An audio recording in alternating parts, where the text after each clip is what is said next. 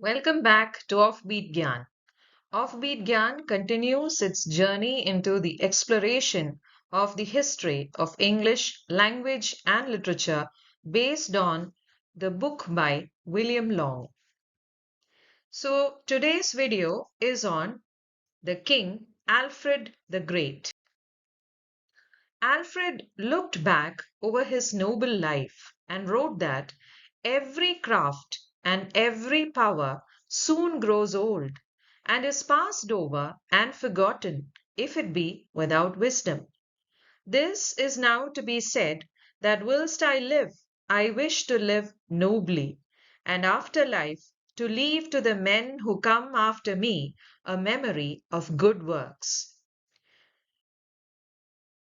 What were King Alfred's achievements? Well, he was able to provide education for nearly half the country, a great achievement, taking into consideration the times that he lived in.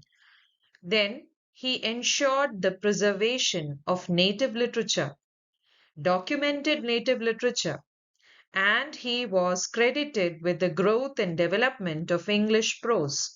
So, these are wonderful achievements for that period. Alfred defeated the Danes, and the battles ended with the Treaty of Wedmore in 878. He became the King of Wessex and of the entire northern territory of England. Then he gave up his weapons. He decided that wars had been fought, the country had returned to peace, and so now time must be devoted to learning. And he started studying Latin so that he could be a good leader of his people during peacetime as he was during the war. He patiently began his task of educating the people.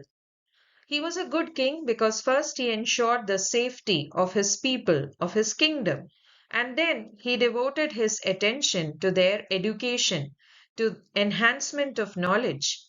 And with this, he began his project of educating nearly all the people within his territory. And he also introduced laws to enforce discipline in his country. The Ten Commandments and the Golden Rule of treating others as one wishes to be treated was imparted to the people. He established courts throughout England and he ensured that the laws were implemented. He also created a navy, the first of the English naval fleets, to drive out the Danes from the coastal areas.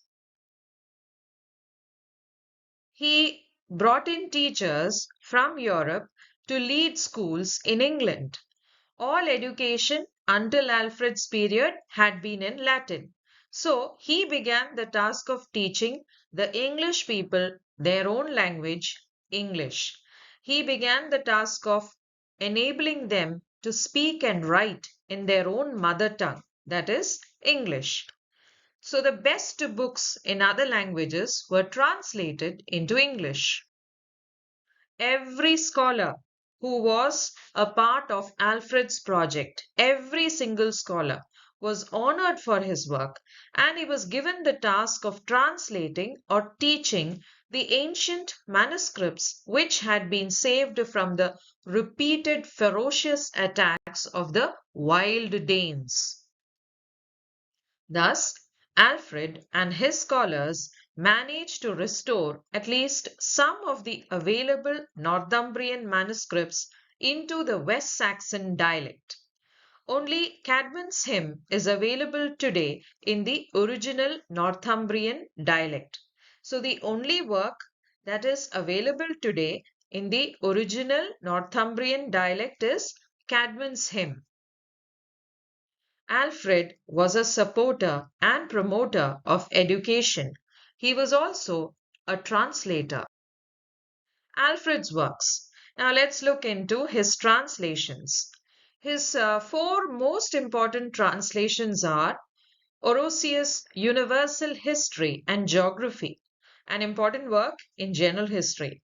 Then Bede's History, the first important work of history which was written in England by Venerable Bede. There is certain doubt regarding Alfred's translation of Bede's work, but it is currently attributed to Alfred, King Alfred. Shepherd's Book, which was written by Pope Gregory and meant for the priests, this was translated by Alfred. Boethius' Consolations of Philosophy, a very popular book of philosophy during the Middle Ages, much later, much after Alfred's period. So these are his most important translations. The English or Saxon Chronicle, one of the most important works of this period, since it recorded all the births and deaths in the West Saxon kingdom, the documentation of life and death. So Alfred made it a detailed record, beginning with the story of Caesar's conquest. So it is one of his greatest works. The record of his own rule is the oldest history belonging to any modern nation in its own language. So this documentation of his own rule, of his own reign, is good literature, and it establishes his reputation as an able king as well as a good writer. The Saxon Chronicle, his most important work. It continued to be written even after Alfred's death for nearly 100 years after the Norman conquest. The Norman conquest happened in 1066. So even after the Norman conquest, this work, the Saxon Chronicle, continued to be updated. So this work, the Saxon Chronicle, is important because it is great English prose and it is one of the greatest literary works. It has thrilling songs like the Battle of Brunaber and the Battle of Maldon, which was entered in 991, 75 years before the Norman conquest. So Alfred had died, but the work of updating the Saxon Chronicle continued even after him. So with this, I conclude this video on King Alfred and his achievements. We shall meet again next week with another video from History of English Language and Literature. Thank you.